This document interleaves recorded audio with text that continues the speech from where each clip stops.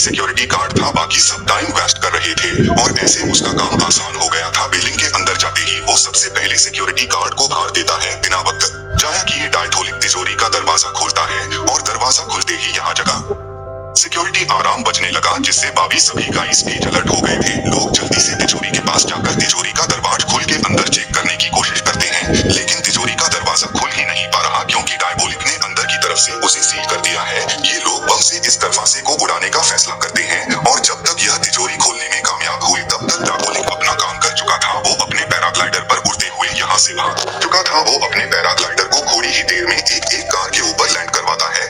Car उसकी partner बाबा हुडप कर रही थी और यह दोनों उस कीमती ताज को लेकर यहाँ से फरार हो जाते हैं। सीन कट होता है और अगले दिन हम देखते हैं कि डायबोलिक ने जिस ज्वेलर कंपनी का ताज चुराया था उसी कंपनी ने अपनी ज्वेलरी की लॉन्च पार्टी रखी थी, जहाँ 5 सुपर मॉडल उनकी कंपनी की सबसे महंगी ज्वेलरी पहनकर डांस परफॉर्म करती है। ये ज्वेलरी इतनी खूबसूरत थी कि सभी इसे लेने के लिए बेताब हो गए। इस पार्टी में सिक्योरिटी भी काफी टाइट रही गई थी क्योंकि पहले भी अत्यधिक एक कीमती ताज उड़ा चुका था। उन्हें डर था कि यहाँ पर भी कुछ ऐसा ना हो जाए। ये सुपर मॉडल्स जैसे ही अपनी डांस परफॉर्मेंस खत्म करती हैं, एकदम से वहाँ भी लाइट चली जाती है। लाइट के बंद होते ही सिक्योरिटी इश्यूज के चलते एक पुलिस ऑफिसर इन सभी सुपर मॉडल को एक रूम में ले जाता है। इस रूम में जाते ही सिक्योरिटी गार्ड कम का शटर बंद कर देता है और हमें दिखाया जाता है कि असल में थे कोई कम नहीं था बल्कि यह एक कंटेनर था जो उन मोहल्ला को उठाकर यहाँ से गया और जिस ऑफिसर ने यह काम किया था वो भी कोई पुलिस ऑफिसर नहीं था, वो तो डायबोलिक ही था जिसने अपने के ऊपर पुलिस ऑफिसर कर मास्क चढ़ा लिया था और ऐसे एक और मर्तबा वह बहुत सारी जल्दी खुरानी में कामयाब हो गया था। इसके बाद हम देखते हैं कि डायबोलिक उन सभी लड़कियों से उनकी पहनी हुई चंगरी उठवा लेता है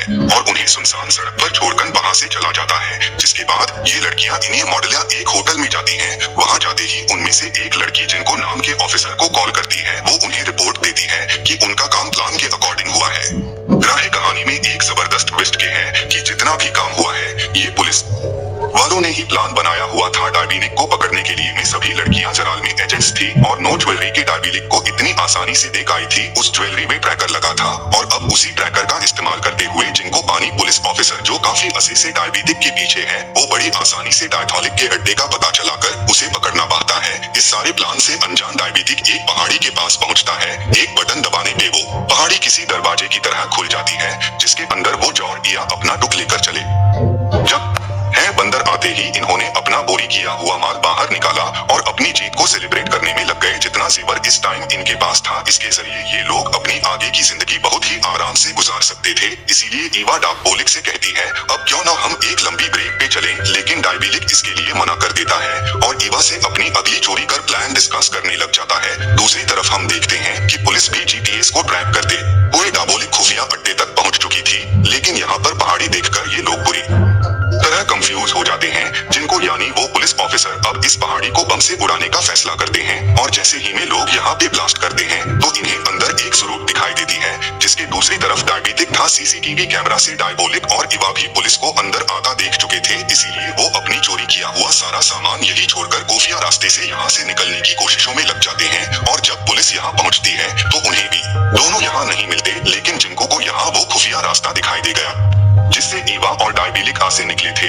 वो भी उसी रास्ते से उनका पीछा करता है और उन्हें देख भी लेता है। इससे पहले कि पुलिस उन तक पहुंच जाती है लोग तेजी से भाग रहे थे, लेकिन तभी ईवा का पाँव एक चट्टान में फंस जाता है। हाइजेटिक उसका पाँव निकालने की कोशिश तो करता, लेकिन इतने टाइम में पुलिस इनके करीब जाती जा रही थी और तब डायबोलिक अपने ही पार्टनर ईचा को धोखा देते हुए उसे वहाँ पुलिस के लिए छोड़कर खुद अकेले ही भाग जाता है, जो चीज ईया को दुखी कर देती है। ये सब पुलिस ने भी देख लिया था कि कैसे डायबोलिक ने ईया को चौंका दिया। अब इससे पहले कि पुलिस ईना वो पकड़ती, ईदा भी यहाँ करीन ही नदी के अंदर छलांग लगाकर अपनी जान पुलिस से बचा लेती है। गनीम डायबोलिक और ईया दोनों ही पुलिस की चंगुल से बच निकले, जिसकी वजह से जिनको बहुत ज्यादा उदास है क्योंकि वह बहुत ज्यादा मेहनत करने के बाद डायबोलिक के इतने करीब आया था और फिर भी उसके हाथ से वह निकल गया। खैर अब इनके हाथ डायबोलिक की बुराई बेशकीमती चीजें लग जाती हैं, अरबों की ज्वेलरी, करोड़ों की पेंटिंग्स, गाड़ियों, पता नहीं क्या क्या। इन सब चीजों को पुलिस अब अपने कब्जे में ले चुकी थी, पर जिनको को एक शहर में बनी हुई बिल्डिंग का नक्शा मिला वो समझ गया कि जरूर के डायबोलिक का एक दूसरा युवंगा होगा बिना बक्स के, जिनको उस बिल्डिंग में जाता है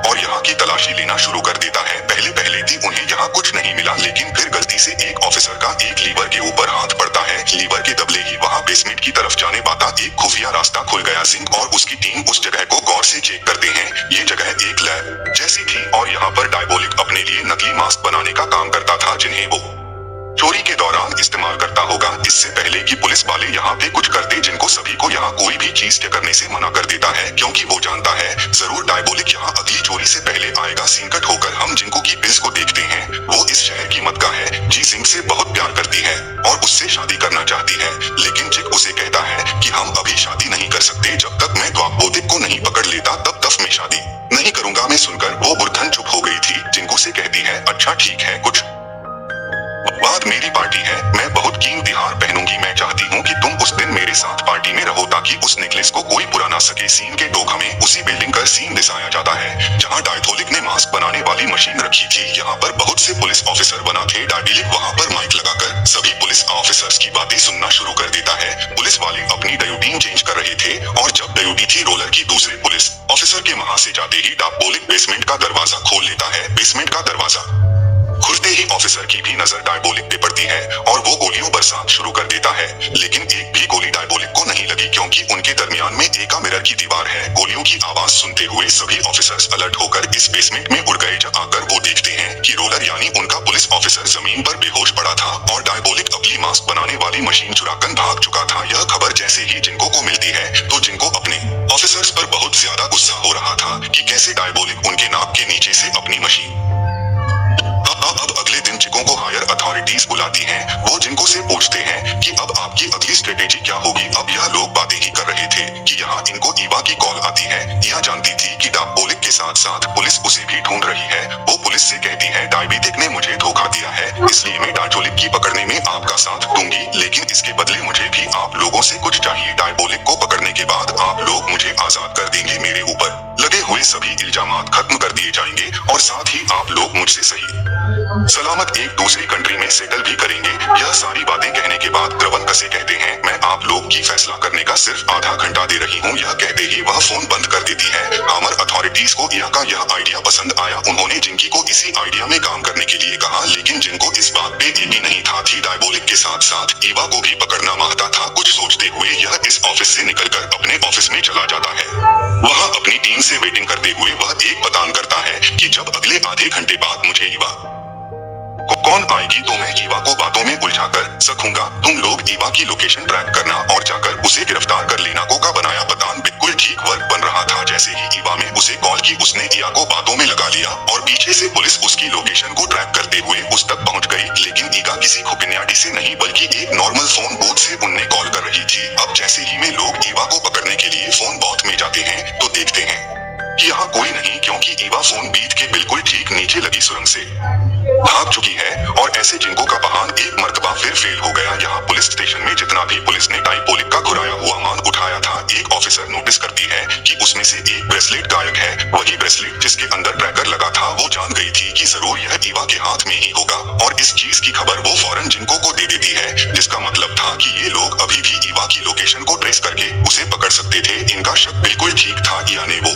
ब्रेसलेट पहन रखा था जिसकी मदद से वो लोकेशन को ट्रैक करते हुए पहुंच जाते हैं। एजेंट रोलर उसके पास पहुंचते ही उसके ऊपर बंदूक तान चुके थे। इससे पहले कि वो ईवा को गोली मार देता, ईवा उसके पर ही हमला करते हुए उसकी बंदूक छीनकर यहाँ से उसी की गाड़ी में भाग जाती है। जब सिंह लोकेशन तक पहुंचा तो तब तक ईवा यहाँ से जा चुकी थी। उन्होंने रोलर को जमीन पे गिरा हुआ पाया। रोलर बहुत खुश था कि उसने डायबोलिक का चुराया हुआ ब्रेसलेट वापस हासिल कर लिया, लेकिन यह बात नहीं जानता था कि यही ब्रेसलेट थी उसे बार बार ईवा तक ले जा रहा था। उससे यही बेवकूफी उसकी जॉब का खतरा बन जाती है और उसे फील्ड में जाने से मना कर दिया जाता है। यहाँ हम देखते हैं कि जिनको का प्लान फेल होने पर और अथॉरिटीज की बात न मानने की वजह से अथॉरिटीज उस पर बहुत गुस्सा है। वो उससे लास्ट वार्निंग देते हैं कि अगर उसने ईचा के साथ मिलकर काम न किया तो उसे नौकरी से निकाल दिया जाएगा। जिनको के पास कोई दूसरा ऑडिशन था ही नहीं, इसीलिए उसने ईवा के साथ मिलने का फैसला कर लिया। वो अब ईवा के लिए अखबार के जरिए एक सीक्रेट मैसेज भेज पाता है, जिससे पढ़कर ईना उसे कॉल करती है और शाम में ये लोग मिलने का प्लान बनाते हैं। ईना यहाँ जिको को है कि डायबोलिक किसी भी हाल में अपना चोरी का माल वापस हासिल बनना चाहता है, इसलिए हमें अंडरवर्ल्ड में इस बात को फैला देना होगा कि पुलिस डायबोलिक का चुराया हुआ सारा माल किसी संदिग्ध जगह बनी जा रही है। जरूर उसे लेने के लिए डायबोलिक आएगा और तब हम डायबोलिक को पकड़ लेंगे। ईवा प्लान एक कैप्टन कहती है कि वो यह खबर खबर अंडरका में फैलाने के बाद बहुत सारी सिक्योरिटी की गाड़ियों के साथ एक वैन को निकालेंगे, लेकिन इस वैन में हम असली सोना नहीं रखेंगे। ये वैन सिर्फ डायबोलिक को डिस्ट्रक्ट करने के लिए होगी। उसे लगेगा कि इसमें सोना है, इसलिए भी उसे चुराने के लिए जरूर आएगा। इस वैन को हम एक सुरंग से गुजारेंगे और जैसे ही डायबोलिक सुरंग तक पहुंचेगा हम उसे चारों तरफ से खेदेंगे। दूसरी तरफ असली सोने को हम एक खटारा सी वन में किसी दूसरी जगह भेज देंगे। जिनको को ये आइडिया बहुत पसंद आया था और थे लोग इस आइडिया के ऊपर वर्क करना शुरू कर देते हैं। उसने अब अपने एक अंडरकवर एजेंट की मदद से अंडरवर्ल्ड पे यह बात फैला दी कि पुलिस चोरी का सारा माल किसी दूसरी जगह पे शिफ्ट करने वाली है। जिसके बाद जिंग ऑफ ने फेस के पास गया और उसने अपने फिस